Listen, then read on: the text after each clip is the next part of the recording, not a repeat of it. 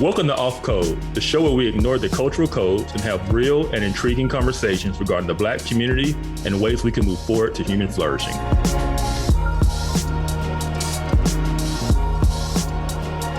Hello and welcome to another episode of Off Code. I am Monique Dusan. And I am Kevin Briggins, and we have another great show for you guys today. I know every episode I say I'm excited about the guest, but I'm really excited about this guest. This is someone I like to call one of the official members of the Off Code family because this brother is always off code, right? So Mo, why don't you tell everybody who we have today? So we have Chad O. Jackson, and my goodness, if you remember Uncle Tom 1, and if you've seen Uncle Tom 2, Chad was featured in both of those. In the first one, he was a contributor, but in the second one, he actually helped produce, direct, and write Uncle Tom 2. And so there's so much. I almost just want to retell the whole story of both movies or documentaries. But I'm excited to have this conversation with him, especially because Uncle Tom 2 really just looks at the condition of the Black community, maybe acceptance of a lot of Marxist policies and ideologies. But man, golly, Kevin, I'm with you. I'm really excited. Yep. So let's do this. Let's bring Chad in and let's just have the conversation. Let's do it. Hello. Hey guys. Thanks so much for having me. Well, thank you for joining us. Yeah. Let's start out with you just telling us a little bit about yourself. Who are you? I know we see you in Uncle Tom, both Uncle Toms, but maybe you can give us a little bit more story to who you are. Certainly. So, as you said, my name is Chad Jackson. The only reason I go by Chad O. Jackson is because apparently there's a lot of Chad Jacksons in America. It's a very common name. So not to be confused with the professional football player. But yeah, so I grew up here in Texas, near Dallas, Texas. I am an entrepreneur. I started my plumbing company here in Texas in 2015. So at the same time that I was running my small business, I was engaged in grassroots Republican politics in Dallas. That's where Justin Malone, who's the director of Uncle Tom, found out about who I was. And so he was making a film about Black conservatives, and they asked me if I was willing to be a part of it. At first, I was reluctant to do it because I really didn't know what their game plan was, whether it was going to be something exploitive or what have you. So finally I agreed to sit down, and the conversation flowed very organically. Justin asked really good questions. They packed up their cameras and left, and they went their separate way. I went my separate way. When they left, they apparently took the footage to LA where they met with Jesse Lee Peterson and Larry Elder, and they were able to impress Larry Elder with the footage. He agreed to become the executive producer. He put Justin in touch with other more prominent, I guess you could say, Black conservatives, like Brandon Tatum and Allen West and Herman Cain and others, and they made what became Uncle Tom. And so after the success of that film, Justin asked me if I'd be interested in coming on board as a researcher for part 2, because he remembered a conversation that him and I had where, I want to be a part of something like this, but I don't want to just peddle the same old talking points. I want to challenge people to go deeper. And after having remembered that conversation, he invited me to be part of the team, and I got to work researching and doing what I do. Researching is something that comes natural to me. If something is of interest to me, I'm going to obsess over it. I'm going to, check out all kinds of books, dig through all kinds of archives, go to the library, do all sorts of things to try to get to the bottom of the thing in which I'm interested. And so it was a perfect fit for me because I got to spend, 10, 11, 12 hours a day just researching for 2 years. And what we got as a result was Uncle Tom Part 2. And it's a project that I'm very proud of. I think I think we accomplished our goal of making it better than part one, which was a hit, by the way. Yeah, absolutely. Absolutely. And I want to say, I want to give props to the level of research that you guys did. I mean, it was unbelievable, the footage you were able to find, and then just the connections you were able to draw just from your research. I was really impressed by that. Yeah. Thank you for saying that. Yeah. Yeah, there were so many like new things. I'm in the space of race all the time, and there were things where I was like, really? So yes, thank you for. At what capacity? Gosh, looking specifically looking at like Black Wall Street. Black Wall Street is really used, I feel like, to weaponize white people and to just completely say, well, this is how I know that America is a historically racist country. And Blacks have never recuperated from, Black Wall Street. This is a part of the detriment of America. But in Uncle Tom 2, one of the things that you guys highlight is that, well, Black Wall Street was rebuilt. Well, how could Black Wall Street be rebuilt if, the narrative is that Black Wall Street is part of the problem that kept Black Americans down? Yeah. And so one of the things that I just walked away with was, wow, there was agency, and, people were really striving and doing well. And it wasn't, with the help of government. Yeah. And, it's funny that you mentioned Black Wall Street. That was kind of a internal debate as to just how much we wanted to cover that story, or I wanted to tell the whole story from beginning to end. And of course, when you're making a documentary, you're kind of strapped for time, and you have to do a lot of things under the space of 2 hours. And had we really kind of gone my way, the film would have easily been about 4 hours long. So there's only so much you can say. Yeah. But what we found is that even the whole brawl in the first place, because that's what it was more brawl than it was a massacre, which they started calling that 2 years ago. But it was a brawl where a couple of dozen people died, including white people. And the mainstream historians aren't honest about what initiated the fight to begin with. The fact of the matter is there was communist play in the uprising, namely the fact that there was a man named Richard Lloyd Jones. He was the editor of the Tulsa Tribune. He himself had connections to the Communist Party, as well as many so-called progressive movements, both he and his wife. And he would constantly use the Tulsa Tribune to write these kind of articles that would stoke racial agitation. He would try to say things in his newspaper that would get the Klan or other just racist whites to do things that would cause trouble and turmoil. And he was finally able to be effective whenever he wrote the article, "Nabbed Negro for Raping White Girl." And of course, they were talking about Dick Rowland, who was arrested by the Tulsa Sheriff's Department. And so he wrote that article. Of course, a white mob showed up to the jail. On the other side, you had A.J. Smitherman, who was an attorney for the NAACP, who was equally a race agitator. He wrote an article in the black newspaper that caused a black mob to show up to the jailhouse. So they both showed up to the jailhouse. Both were angry. The white crowd demanded that the sheriff releases Dick Rowland from his jail cell. Of course, the sheriff, being a man of the law, said, "No, I'm not going to do that. We believe in due process here, and that's exactly what we're going to do." Ultimately, Dick Rowland would go on to be found not guilty of the crime. But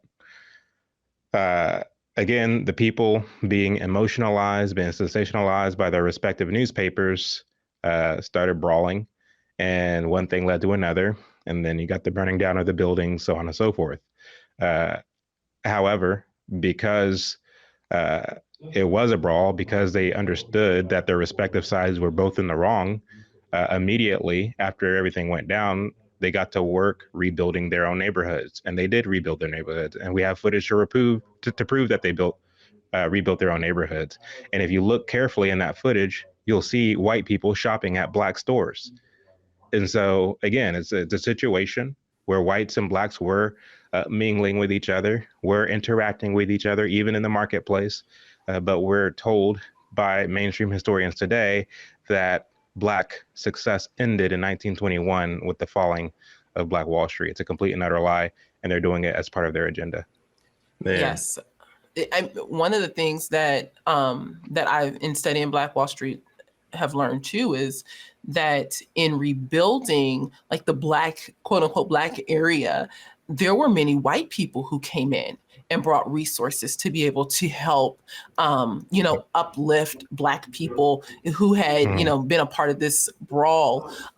It wasn't, or it isn't, it isn't the narrative that's currently in play. Yeah.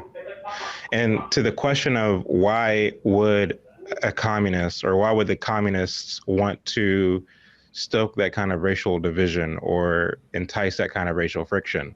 The answer is actually quite simple. To the extent that race relations in the South were improving, they were improving first and foremost in the marketplace. When you look at Tuskegee, for example, Tuskegee were like the students at Tuskegee were making the best bricks in the South. And so to the extent that people were building buildings and needed bricks, they would go to Tuskegee and buy their bricks, both white as well as Black customers. And so it was through the exchange of monies in the marketplace where people were beginning to familiarize themselves with each other. And a lot of these so-called Jim Crow laws were beginning to be repealed at the municipal and state level well before the 1960s. And so race relations were improving. This didn't sit well with the communists, because the communists, in the communist worldview, they believe that the government should own the means of production. They don't believe in private property, and they sure as hell don't believe in entrepreneurship.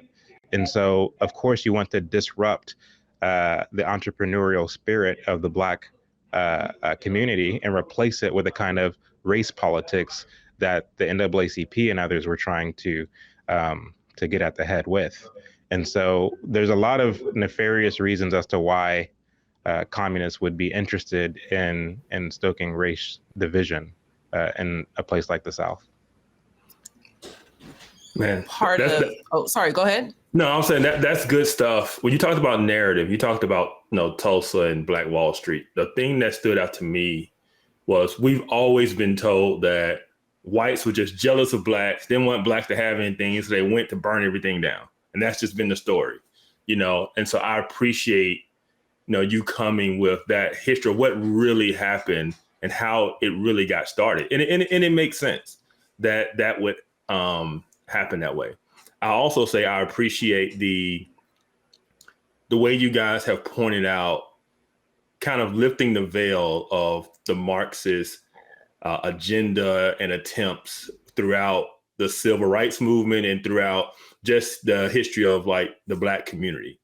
When I was in Birmingham in 2019, I went because I had moved away and I came back and I was visiting, and I did a racial tour, a historic tour through the historic district with some friends who had never been to Birmingham.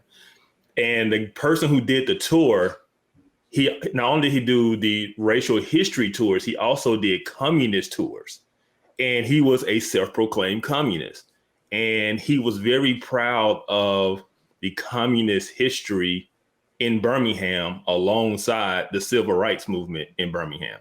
And so when I saw the documentary and you guys were tying these things together, I was like, that's what a card-carrying communist told me, right? Mm-hmm. And so I thought it was good, and I really appreciate you guys kind of pulling that thread and showing the world, hey, this is really what's going on. And it's really about the narrative that we're taught and why we're taught a particular narrative and why a particular narrative is constantly pushed to us, right? And so I just want to say, I know it's supposed to be, interview question, but I'm just really appreciative of this documentary and that you guys were able to put this together and bring this out. Well, one of the things I think that's important to point out is that Cato Institute conducted a study in 2019, so not that long ago. And the question was, which do you prefer, socialism or capitalism? And they divided it by race. And what they found was that 60% of Black people prefer socialism, whereas 40% prefer capitalism. When you look at other ethnic groups that are not white, most of them prefer capitalism to socialism. So, in other words, Black people are the only people or the only ethnic group in America that prefers socialism to capitalism. Now, it hasn't always been that way. Mm-hmm. In fact, prior to the 1960s, again, the Black community was very entrepreneurial. Now, some people would say that, well, they had no choice but to be because they weren't able to shop at white stores or what have you. And so whatever the reason is, it's a fact that Black people were, for the most part, entrepreneurial. And the Black schools were churning out productive Black men and women. The Black family was intact. You didn't have an increase in the number of out of wedlock births amongst Black families until after the 1970s. And so again, there's a contrast between the before the 1960s and now in terms of the Black mindset. And nobody has thought to ask the question of, well, why is that? And to the extent that people do explore that question, they often say that it's because of LBJ's war on poverty policies. But what we do in Uncle Tom 2 is we lift up a few more layers and find out that it has way more to do. It has to do with a lot more than just those policies. So. Part of what you were saying about the Communist Party and their infiltration in or participation, from the husband and wife especially, and, the race baiter on the side of the NAACP, when we fast forward 30 years, maybe 45 actually, and you look at someone like Herbert Marcuse, who I'm not sure if he was self-avowed communist, but he definitely was Marxist. His part of his plan and thought process was that if he could get the minority, especially Black people, to understand their oppression, and they would revolt. And so that line of thinking, to me, goes hand in hand with a race baiting, that you were talking about just a minute ago, as far as, how can you push the buttons of Black people, and what will happen if those buttons are pushed? That, it's a same kind of narrative, I think, that we see today. We saw it in the 60s, we saw it in the 70s, and we still see it today of, what happens when the buttons get pushed. But I think you bring up a really good point as to, Uncle Tom 2 lifting up the curtain a little bit, lifting the veil beyond just LBJ's policies and things like that. Can you touch on that a little bit more as to what are some of the policies that you see being in play that extend beyond LBJ's, policies and things that he put into place? Well, I think the first thing one must do is to not think in terms of policy, but think in terms of cultural shifts, if that makes sense. Because people tend to think that human behavior is influenced by law and what the government is doing, and when in reality, it's the other way around.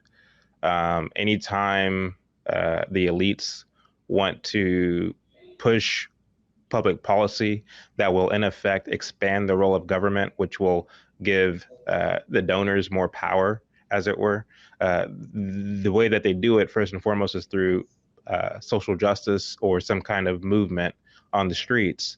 Because the idea is, if you can win in the court of public opinion, you can subsequently win in the court of law. And it's been that way for a long time. I mean, if you look at first wave feminism, or otherwise known as women's suffrage, from the surface, we all thought that we're just giving women the right to vote. That's all. Nothing else to see here. But the reality is, when you look at those who financed women's suffrage and first wave feminism, you'll see that what they were actually trying to do is to tax the feminine half of the population. They wanted to tax more people. At the same time, what they wanted to do was to get children into the schools at an early age so as to indoctrinate them to become statists. Because to the extent that you have children in the home being influenced by their respective cultures,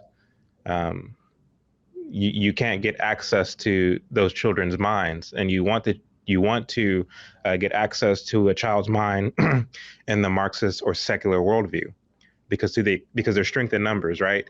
As these kids become older and become of voting age, they can be participants. They can assist in this quest for globalism instead of rebelling against it because they like their freedom and they like their individuality and they like their culture. You want to begin to break away at that culture. You want to begin to break away at that spirit of rugged individualism.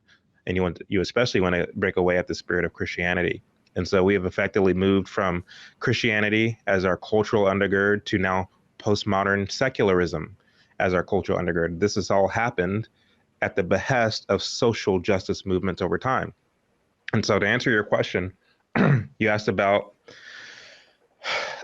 some of the things that caused a kind of downfall in Black culture or the Black community since the 1960s that is not directly related to LBJ's policies.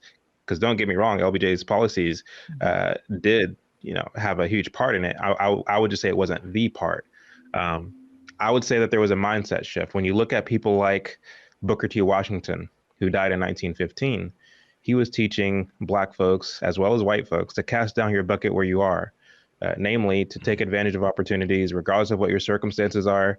It's incumbent upon you to be a man. It's incumbent upon you to be a woman of virtue, to be children of honor, to be productive, to become entrepreneurs, to become business owners, to become basically productive citizens, regardless of what people are saying about you. He was teaching that, and it was having tangible effects, especially in the South. In fact, he started something called the Negro Business League, and one of his proteges, Philip Payton Jr., who was a real estate agent, he moved to New York and he started buying these buildings in Harlem when Harlem was predominantly white. And he was the kind of pioneer, if you will, in helping to turn Harlem Black. And so Booker T. Washington's mindset is what built Harlem in the first place. It's the same mindset that built Tulsa or the Greenwood district of Tulsa, as well as these other Black Wall Streets across the South, because we were taking our responsibility to be men seriously. Now, as you got into the 1960s, the rhetoric began to shift at the behest of people like Martin Luther King and other civil rights leaders, where they said that we can't be men, that we haven't been able to be men because of our circumstances. Now, of course, they were exaggerating those circumstances. Whenever Martin Luther King gave his speech about the two Americas and Black people live on a lonely island and white people live in a land of abundance, he was exaggerating. And he was doing what Saul Alinsky later wrote about in the book Rules for Radicals, where if you want to be a community organizer, a radical revolutionary community organizer, what you must first do is to create dissatisfaction and disenchantment in the minds of the people you wish to organize. Because to the extent that you can get them angry and bitter, you can get them to organize for action, for political campaign. And so get this, the young Black folks in the 1960s and 1970s, the young baby boomers, were being encouraged to rebel against the adult generation of their day. And it wasn't just Black people, it was also white people. You had your hippie movement, you had your second wave feminists, you had your free love movement, you had all these different movements, including the Weatherman Underground, who were being encouraged to rebel against the adult generation. You also had the publication of Mad Magazine. You had the emergence of rock and roll. As you get into the 1970s, you have the emergence of blaxploitation, this genre of films that are celebrating and encouraging hustling and pimping and chasing after women and all sorts of other things. And so what happened was the young Black folks began to identify more with what they were seeing on a television screen and what was coming through their radio speakers than what their dads and granddads and great granddads were doing. And so there was a cultural shift. There was a mindset shift that took place to where by the time LBJ's policies come into play, the demoralization has already taken place to the extent where we're more likely to utilize these policies as opposed to rejecting them. Because Asians have been here since the early 1900s. Why did they not take advantage of a lot of these so-called war on poverty policies? Now, the difference is that they didn't have these so-called race leaders who were always in the news telling us what it means to be Asian or what it means to be Black. And so to the extent that we would have been left alone and we would have allowed the race relations to heal uh, as they were before the emergence of these civil rights or these social justice movements, you would have saw, in my opinion, and in the opinion of many others, a kind of natural healing that would have taken place without the help, or I would say the hindrance of the Civil Rights Act of 1964. That's a lot of knowledge. My goodness, that's good stuff, and it gives us a different way to think about it. Because I'm not sure how many times we, on the front end, consider culture. I think on the back end, we'll say, well, the policy was created. The policy then, helped to deteriorate the culture. But if the culture is already going that way, then it'll make it easier for the policy to be instituted. What do you think the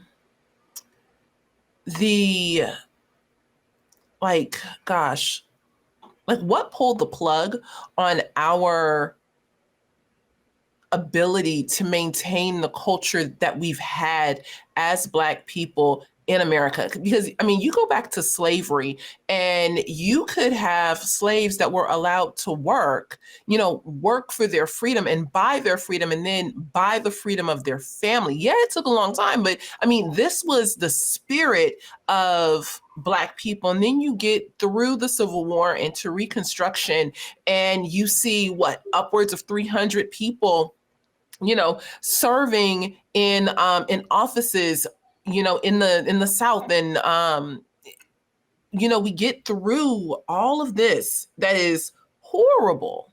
We get through Jim Crow. We get through, all of these things successfully with the Black family being intact, with us starting institutions and keeping our religious heritage and the relationship, with Jesus. And it didn't, there were bad movies. There were pushes for, cultural shifts before the 60s. And so what do you think is that moment or that pivotal thing that I guess where, as a community, we eventually said, I think this might be better. This culture might be better. Well, it's a number of things. One of the biggest tools in the communist arsenal is that of sabotage, and they were able to figure that out in a pretty extensive way. You have to keep in mind that these are people who've invested heavily, not only in the social sciences, which gives them the kind of know-how of how to organize people, but they've also studied the cognitive sciences, which means they know psychology and how the mind works and how everybody essentially wants to be liked. And so to the extent that you're being undermined or sabotaged or peer pressured, you're going to be more likely to go along with that which is considered trendy or that which is considered in or cool. One of the people who we had the privilege of interviewing for Uncle Tom Part 1 was Bob Woodson. And he describes it as someone who was a teenager around the climax of the Civil Rights Movement. He said it was kind of like a current or a storm. And you went outside and the rain was falling and the clouds were moving and everybody was just going along with it. It was something that you were just kind of sucked into and swept along with. And so it was very difficult to deny it. It was a viral moment in history, so to speak. And so you didn't want to be the person who was kind of left out of that. You wanted to be somebody who was a part of it. And so there were very few people who were, as far as young people are concerned, because the older generation, they kind of knew what was up and they didn't want any parts of it. In fact, Martin Luther King wasn't popular amongst older Blacks in the 1960s. It was more younger Blacks who were kind of picking up what he was putting down, so to speak. But, one of the things that I came across as far as my research is concerned, when it comes to a lot of the literature and even a lot of the newsreels that were going out around that time, was you had a lot of these young Black intellectuals sabotaging the older Black generation, calling them Uncle Toms. Oh, we don't want to go along with these old Uncle Tom Negro leaders. They don't know what they're talking about. They're stymied. This is the kind of language they would use. This was the kind of language that was in the black newspapers. This is the kind of language that was even in the news. You had white news reporters calling these older black pastors Uncle Toms for not believing or going along with the civil rights movement. And so that began to disperse into other elements of life in terms of whether or not a person wanted to be a business owner or to carry themselves a certain way. And that same thing persists to this very day, where if you're a young black student who goes to a predominantly black school, you'll be made fun of for not having the right haircut or not wearing the right clothes or shoes, where you'll be made fun of for talking a certain way or having an interest in learning and reading and things of that nature. So it becomes this kind of crab in a barrel type situation where everybody is holding each other to a low standard where no one can rise above lest they get made fun of. And so this was a strategic tactic that these young folks were encouraged to employ by a lot of these communist organizers. And believe me, there were communist organizers. They literally had their training camps and their training schools where they would teach you the kind of rhetoric to use, the kind of ad hominems to resort to, the kind of tactics to organize, so on and so forth. And sabotaging, undermining leadership, black leadership that were not connected to Marxists was part and parcel of that organizing and those training efforts. And so to answer your question of what caused the plug to be to be pulled out of the wall, so to speak, in terms of shifting the culture, I would say whenever they began to resort to calling people who meant well Uncle Tom, sellout, bootlicker, so on and so forth, which is something that the Black Panther Party did very well. Mm-hmm. That's whenever we began to kind of hold each other to a low standard, and that began the kind of downward spiral of the Black community. Man, that's really good. I've noticed that there seems to be a pattern of how do you say this? If we look at the narrative we were taught what happened in terms of the Black community, it's like this continuous narrative of oppression. The Black community was always down. We've always had these problems. And they do the whole chain from slavery to Jim Crow to Tulsa to redlining. And it's just they try to paint this continuous line of stream, right? But the reality is, and you guys do well pointing this out in the documentary, and you're not the only ones who talk about this, where there was a trajectory of the Black community up until the 1960s. And then something happened that changed it, right? And I think that's what you're explaining, to this decline that we see today, where only 25% of Black women will get married in their lifetime. 72% of children are born out of wedlock. All of these different numbers. What you see, you mentioned the Asians never kind of went through this period. Well, you go to major cities, you see a Chinatown. There are some cities that have a side that's like all Korean banks and grocery stores and all of these things. In the Black community, it seems to be absent. But the amazing part is that we know at one point in time it existed, but nobody can give us a true answer as to why these things don't exist anymore, right? It's almost like Black Wall Street happened and there went the Black community. Like that when all Black businesses went up in smoke in Tulsa. It's like, can you just kind of, and you've kind of been doing it, can you just kind of paint the picture for the listeners who just aren't really aware of this history of what was the Black community prior to the 1960s and the Civil Rights Movement, and then kind of what has that trajectory been since? Yeah, so there's a interview between a woman named Nikki Giovanni and what's his name? He was a poet, homosexual black man, Baldwin, part of the civil rights movement. James Baldwin. James Baldwin. Yeah, James Baldwin. Yeah. So that in that interview, Nikki Giovanni is at that time a young black militant and intellectual, and James Baldwin was an older man by this time, and both of them are part of the LGBT movement. Which, I mean, this isn't a new movement. This is something that's existed for quite a time, since the 70s. Back then, it was called the Gay Liberation Movement. Anyway, so they're talking about Black culture and the shift of Black culture as they see it. And one of the things that Nikki Giovanni said in that interview, and this was shot in 1972, I believe, that she says that one of the biggest shifts has been the Black woman. And she says that, you know, my mother and aunts were pretty compliant when it came to their marital relationships. They were a kind of helpmate to their husbands. But my generation of women, and again, this is the 70s, we say, no way, we're going to go our own way, she says. And so she's kind of admitting to this kind of rebellion that was very much in the air around the 1970s. Again, it didn't only have to do with Black people. It was widespread amongst the youth generation in that time. It just had a different effect on different cultures, so to speak.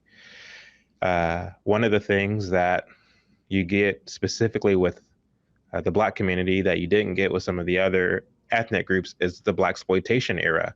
This is something that people sleep on because we look at films like Superfly and The Mac as kind of staples in Black culture. The same is true of shows like Good Times and others.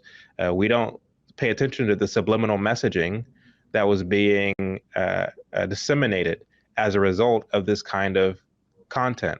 If you ask the average Black person today, what is Black culture? I guarantee you they'll start naming television shows. And that's a shame, because what you should name is your upbringing and that of your grandparents and what it used to be like going to, you know, this place or that place with your grandparents and so on and so forth. And so again, it goes back to what I said earlier. We get our culture more from what is on the television screen and shows we remember than what our great grandfathers and great grandmothers were doing. So there's a kind of disconnect between what life was like for Blacks prior to the 60s and what it's like now, to the extent that you had racial friction prior to the 1960s. Much of that is blown way out of proportion and super exaggerated. And I'm sorry, I was trying to build up to your question, but I forgot it. It kind of escapes me now. Oh, just basically just a turning point of the trajectory of the community, and then like kind of it's gone down since. Like, can you lay that history out for the audience? Because I know a lot of people just aren't familiar with. They believe the narrative that the Black community has always been this downtrodden, poor, urban ghetto community, and that just isn't the truth. You know. And so, no, you did a good job. I mean, I appreciate you kind of laying that out. Right. When you look at the photos, when you look at, again, a lot of the footage that we use in our film and Uncle Tom 2, and not to mention all of the photos and footage that hit the cutting room floor, because there was plenty more from where that came from. You see this kind of dignity, this kind of integrity that existed in the Black community prior to the 1960s, especially the South.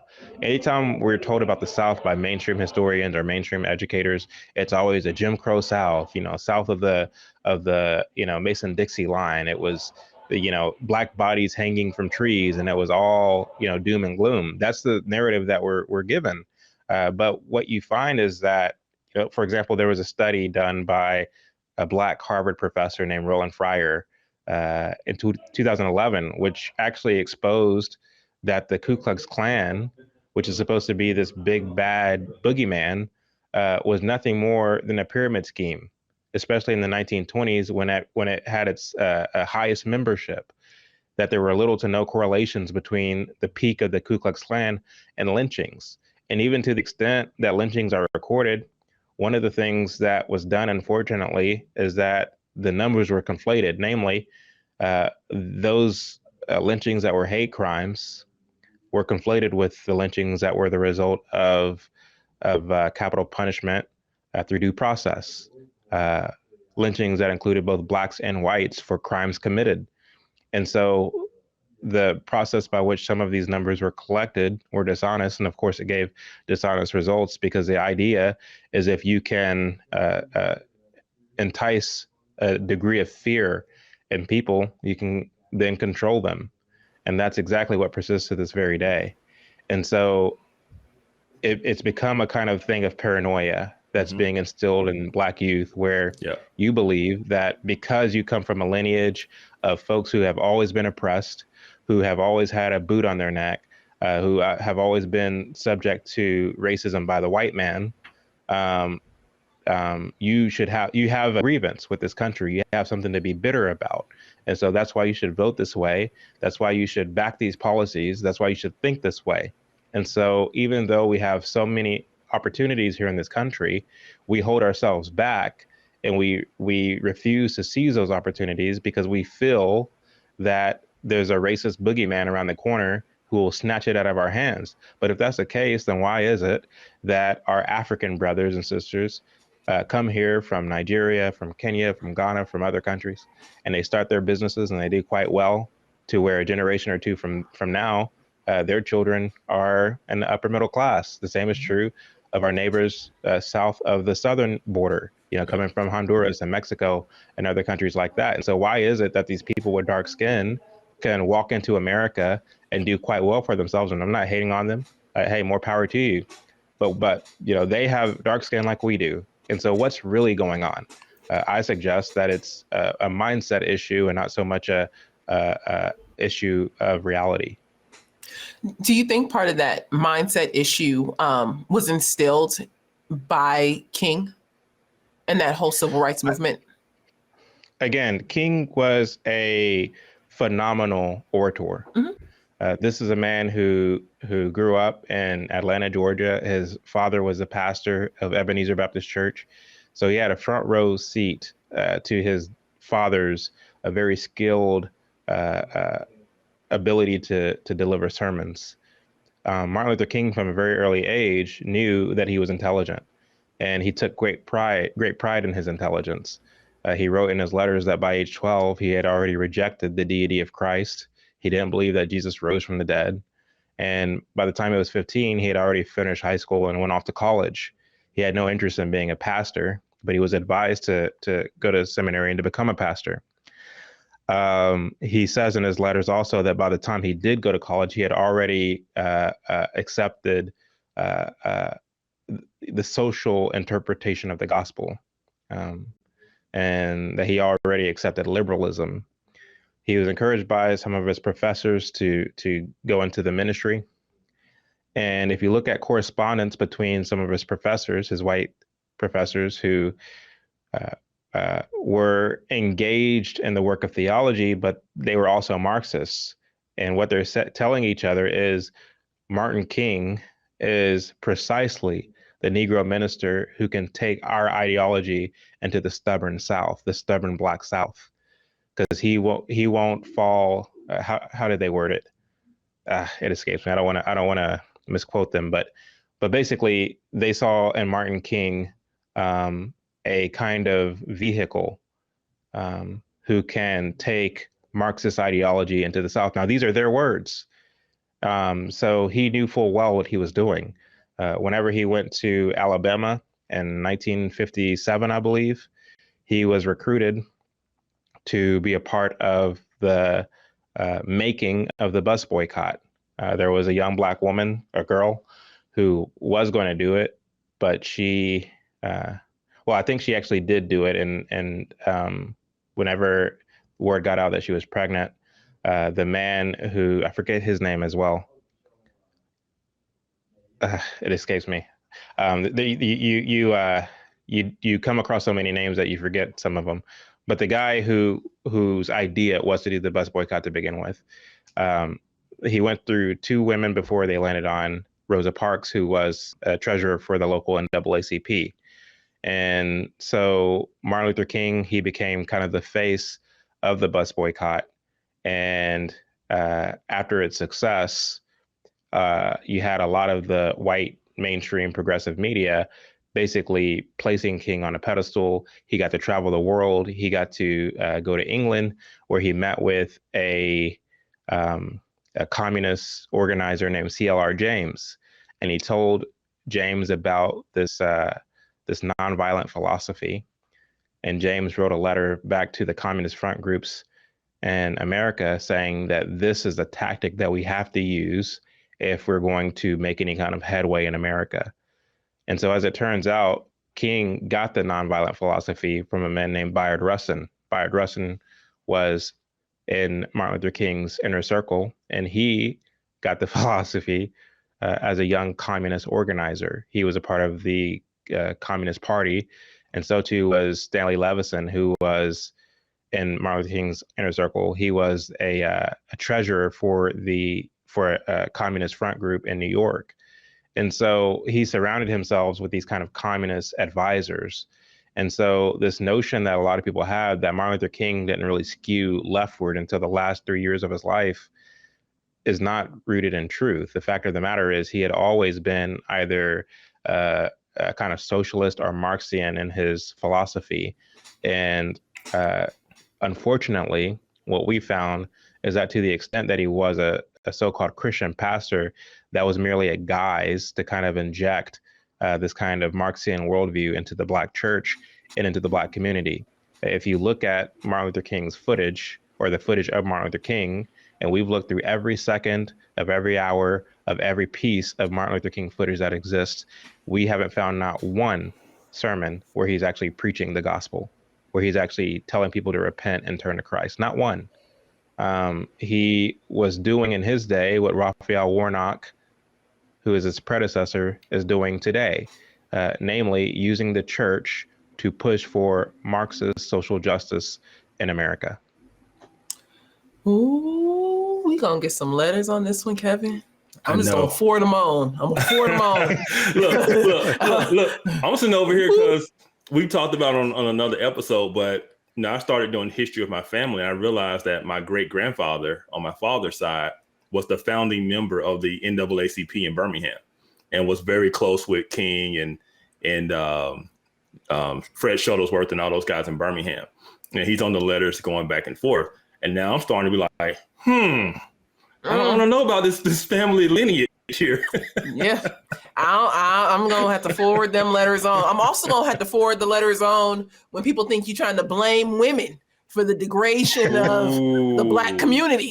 Hey, I'm just telling you what Nikki Giovanni said. These are her words. You can go back and listen to them. This is her interpretation, and all I'm doing is saying that, And the thing is, when you look at the number that second wave feminism has had on the Black community, yes, we're not talking about that. And because we're not talking about that, the problem just keeps getting worse and worse and worse, because so long as you pretend that a problem doesn't exist, that problem's not going to get any better. It's not going to magically get better. Yeah. And so, I mean, if you look at, the early 2000s, for example, just the early 2000s Black pop culture, and you have, Little Boosie's song, INDB, or IN, I can't even spell, INDEPENDENT. Do you know what that means?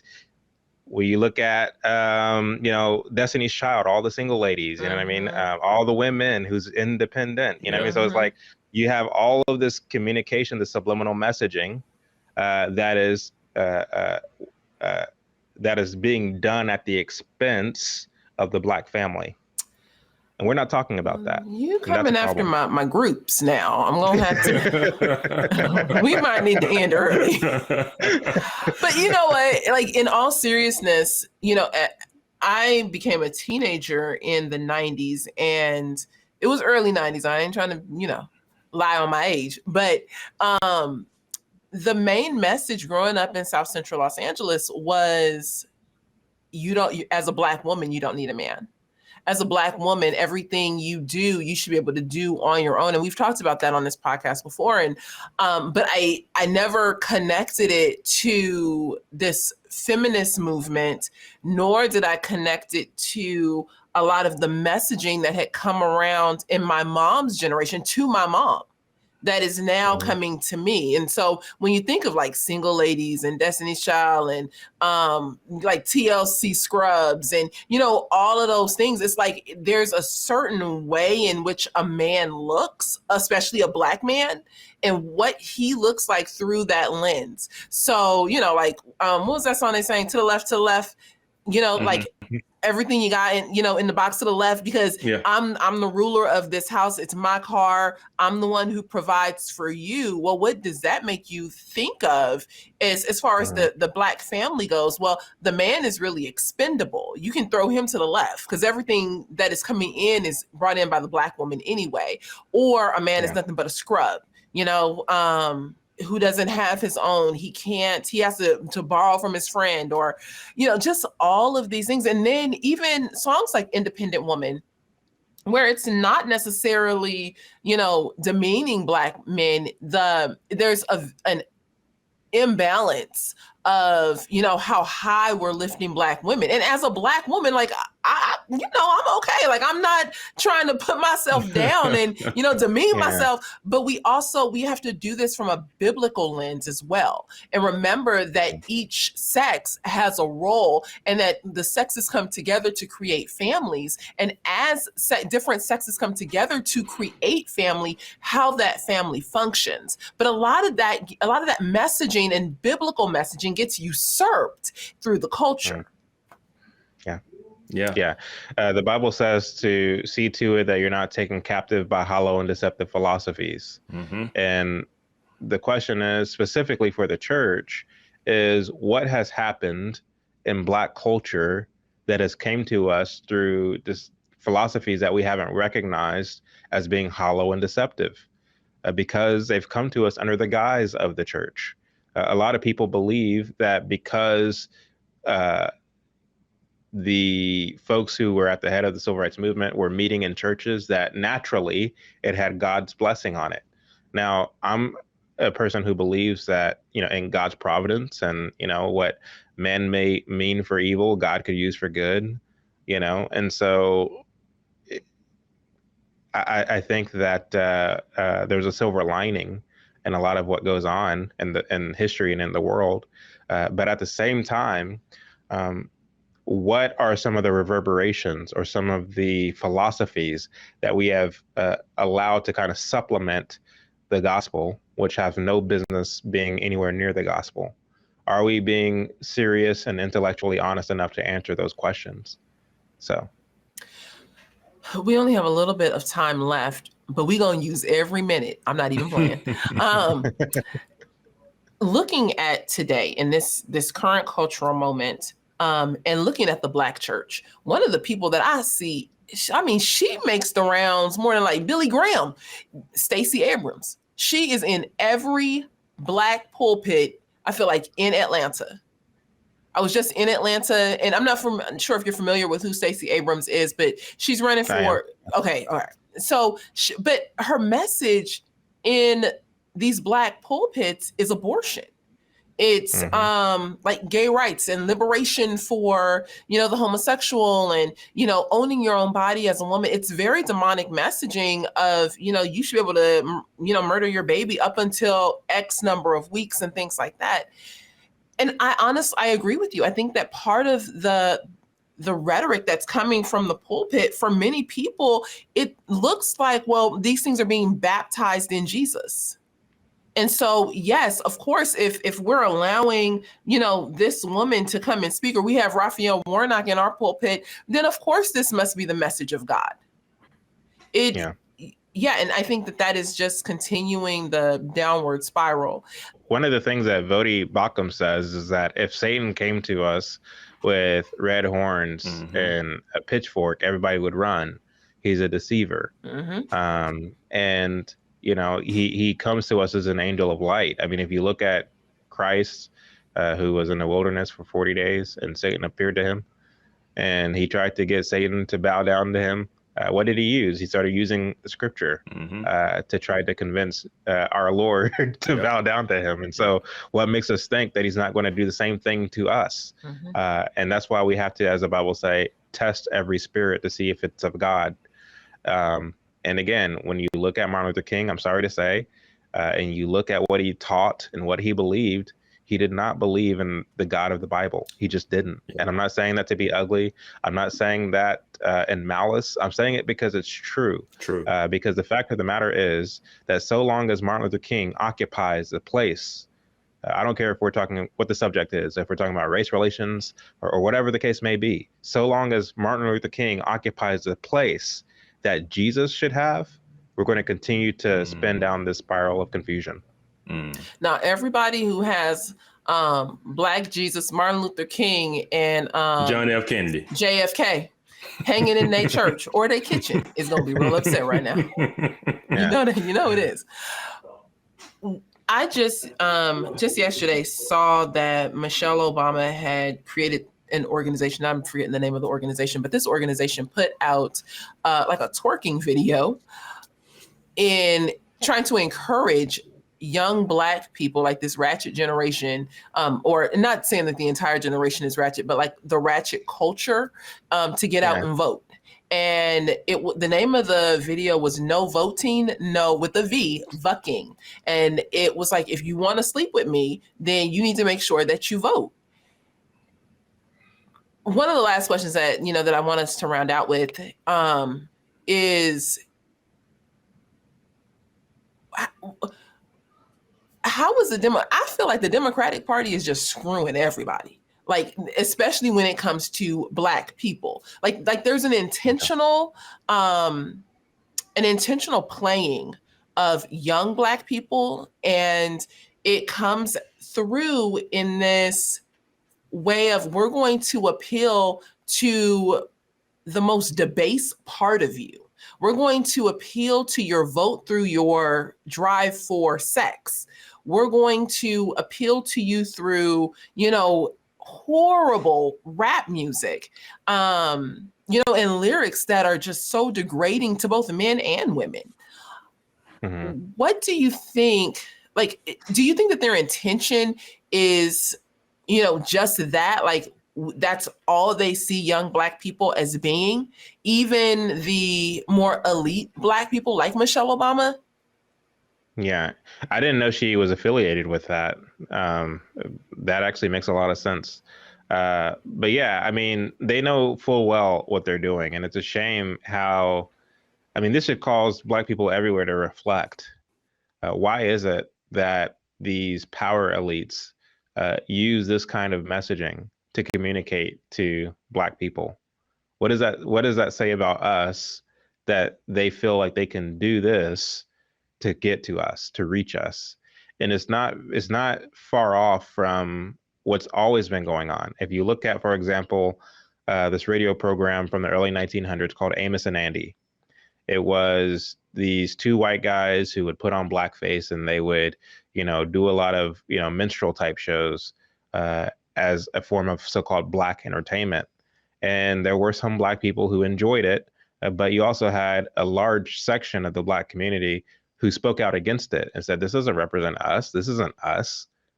And to the extent that such Black people spoke up, you had the NAACP there to slap them down and say, oh, it's just entertainment. It's just, all in good fun.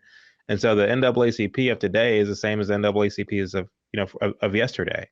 An organization that was started by white Marxists to tell us what it means to be Black and what that entails. And so they've been doing it ever since, again, the turn of the 20th century. It continues to this very day. Now, my concern is that as time marches on from the early 1900s to today, the kind of pushback is becoming less and less and less as values begin to erode all the more. And so this is a time for, those of us who are Black and who do have values and who do care about our image, not as Black people, but just as people and as Christians, that we stand up and say, well, no, this doesn't represent us at all. And that starts in the home, really. I can shout from the rooftops. I can make videos on social media and do all sorts of things. But really, the most important part is in the home, because my kids are going to know what it means to be a decent human being, not a black man, not a black woman, but a decent human being. Blackness is more of a mindset than it is a color of one's skin. Yeah. It's a concept, and that's certainly what it's become. Again, as I said earlier, if you ask the average black person what is black culture, they'll tell you about something they saw on a television, and they'll cling to that thing. And that's not just black people. If you ask anybody what black culture is, they'll tell you about some basketball player or some rapper, or some dance or something like that, because that's what our so-called community has been relegated to. And so, you know, A.W. Tozer said that what comes into your mind when you think about God is the most important thing about you. I would say that the second most thing is what you tell yourself in terms of who you are, the kind of stories you tell yourself, what your identity is.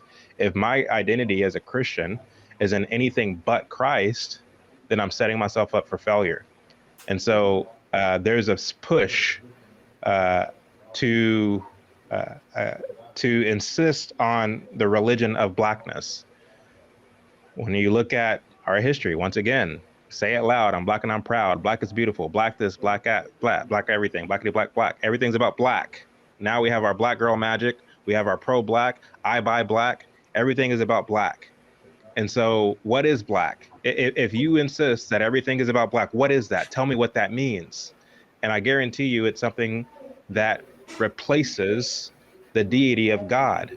It's this desire that we all have, and that we've all had since the Garden of Eden. We want to be like God. We want to be God, choosing for ourselves what is good and evil. That's why we're called to repent. That's why we're called to humble ourselves and take up our crosses, and to reject our natural birth and natural lessons that we were taught by natural men and women, and to choose instead to cling to the word of God.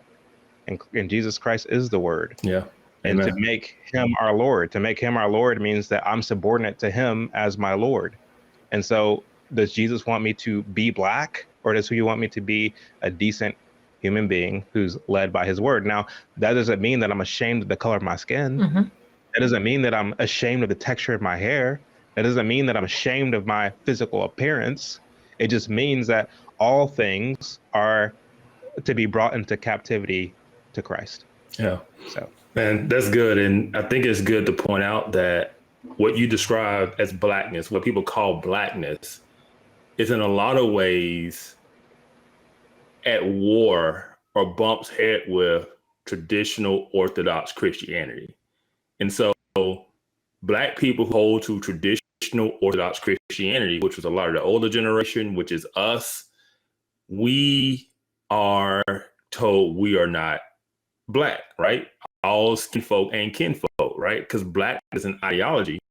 And when you really break down what it really is the leftist Marxist ideology. And any black person who doesn't hold to it, you're told you're not black. And so I think that's really important for people to realize is what is the driving force behind blackness?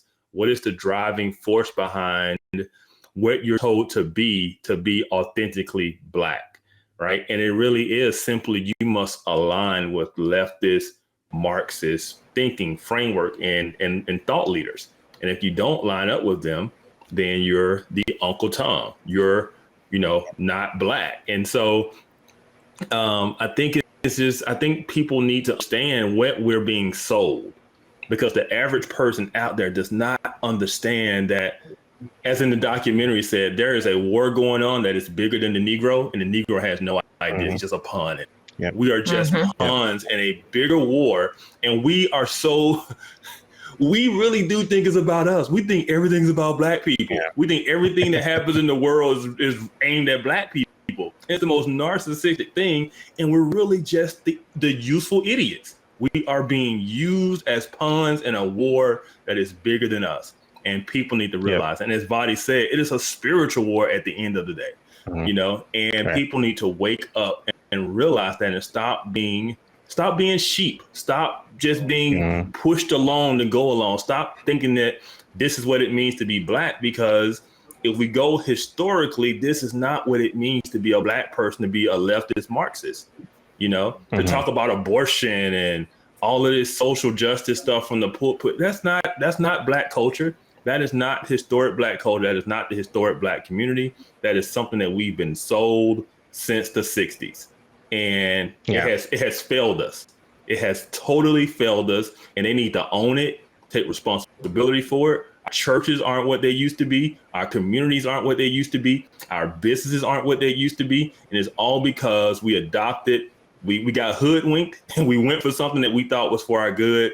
We got sold a bill of goods, and now we're still looking at the government for our next handout, AKA reparations. And we think that's going to fix it when we've totally screwed it up, because we've totally turned from big G God to little G government, right? And so, wow, yeah. So Chad, man, I appreciate what you're doing. I appreciate what, because I follow you on every social media platform. I see what you're doing. I see how you are engaging those leftist thought leaders and their fraudulent mindset and what they're selling, and the way you're coming at them to make them look foolish, because they have no comeback to what you're saying and what you're pointing out in their hypocrisy. And so, I appreciate what you're doing, man. Well, thank y'all for having me. I appreciate it. Yeah. I have one more question. I don't know where y'all like trying to wrap up. Hold up. Y'all sit back. Land the plane. Okay, I know. We gonna circle one more again. Okay. All right. Okay. So, well, I have two questions. Sorry. First question goes down to something my auntie, Miss Carol Swain. Now, she don't really know that she's my auntie, but I do love that lady. She ran for office out in Nashville, and she made a comment in Uncle Tom, and I'm not sure if it was one or two, but she made a comment about the Republican Party and how they've missed capturing a lot of the Black vote. I'm wondering, what is your thought on that?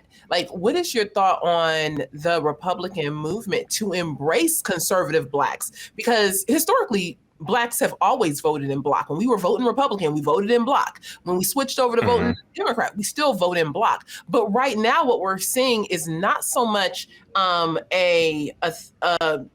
let us continue to vote in block. We're actually moving ideologically and separating, where there would be more, Black Republican votes, I believe, if we were perhaps pursued or considered a viable vote. I don't know that I see it happening. What are your thoughts about that?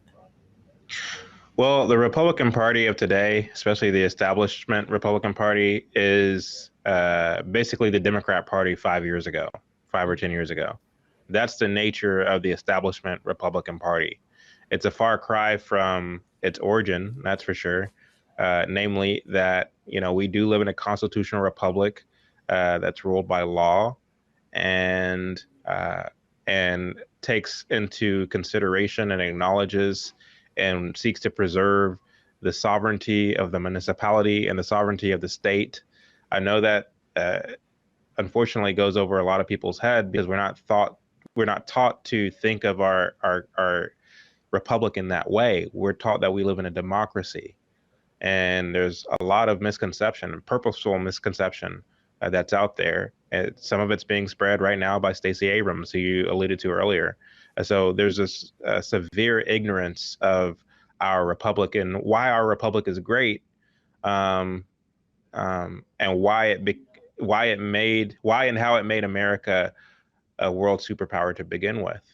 And we don't have any clue about that. And so the Republican Party is so far removed from that, and all they do is either play catch up or act as reactionaries. And so that's not only the RNC, but that's also Republicans on social media. Many of them, in fact, most of them are mere reactionaries. They're always talking about what the left is doing. And can you believe Cardi B did this? And look at so-and-so twerking, and so on and so forth. And so nothing really kind of goes below the surface. Nothing is really deep. And that's problematic on many different fronts. On one front, we're trained and indoctrinated to not think critically. And that's an indictment on our public school systems. I, for one, am against the centralization of the schools to begin with, but that's a separate story entirely. All that to say that there is this mass dumbing down of the generations, and it's getting worse and worse and worse. We will one day soon be an idiocracy if we're not there already. But to answer your question as far as the black vote, if you were to take that study that I quoted earlier, where 60% of blacks favor socialism and 40% of blacks favor capitalism, even though I'm displeased with the fact that the majority of us support socialism, I think that 40% is actually pretty high, and it's a good thing. Now, what if the black vote for Republican and Democrat was split much the same as the numbers of how many of us support socialism and capitalism? Namely, what if it was 40% of black people voted for Republicans and 60% of black people voted for Democrats? If that were to happen, then the Democrat Party is done for, because even though we're 11% of the electorate, the Democrat Party relies on the black vote. Otherwise, it just can't win. It just can't win the electorate without the black vote. And so if Republicans could dip in to the Democrat stronghold on the black vote by 10 to 23%, again, the Democrat Party is completely done for. And so the way that you do that, in my opinion, is to tap in to attaching the stigma of socialism on the Democrat Party. You have to drive that home as often as you can. You have to first and foremost educate people on what socialism is. You have to do so through storytelling. You have to do it through messaging. You have to do it through many different fronts. And to the extent that you can do that, and you can take that stigma and attach it to the Democrat Party, you'll have less and less people, black people in particular, voting for the Democrat Party. Again, it just comes down to messaging. If we think that we can only do it through grassroots politics, namely voting and going door to door, telling people to vote for Republican candidates, it's not going to happen. Mm-hmm. It has to be done through messaging and propaganda, because the propaganda is how we got in this mess to begin with. So it's going to take propaganda to undo it, unfortunately. Yeah. And you mentioned something earlier that's really important for people to understand is the Democrats, or just the left in general, the progressive, the Marxist left, they've studied socialism. They've studied psychology. I've always said the Democrats understand social movements and marketing more so than the Republicans. Republicans should try to go on good old fashioned American spirit's going to win the day, right? And the other side is saying, no, we're going to educate your children. We're going to take over Hollywood. We're going to take over the movies. We're going to take over the music industry. We're going to take over all the means of culture, and we're going to just reproduce the next generation. And the Republicans or the right just seems to be totally clueless on that. It's almost as if we don't understand it, And so, to go to your point, if that is to change, it's going to have to be the Republican Party is going to do a much better job at messaging than they are currently doing, because right now it's pretty bad. Yeah. And the last question is there an Uncle Tom 3 coming? The answer is in part 2. Yes, it is. Now, see, I know at the end, yes. Now, I don't know if you can or if you want to tell us what the focus of the third one will be. We covered some of it here. The tagline of part 3 will be the myth of blackness. And we're going to look at some of the driving forces of what people think blackness is, and where does these ideas come from. I think Kevin hit the nail right on the head when he said that they've managed to conflate blackness with left-wing Marxism. Yep. They've done that masterfully. Yep. And we're going to be exploring that in part 3. That's awesome. I can't wait. Right? I cannot wait. So good.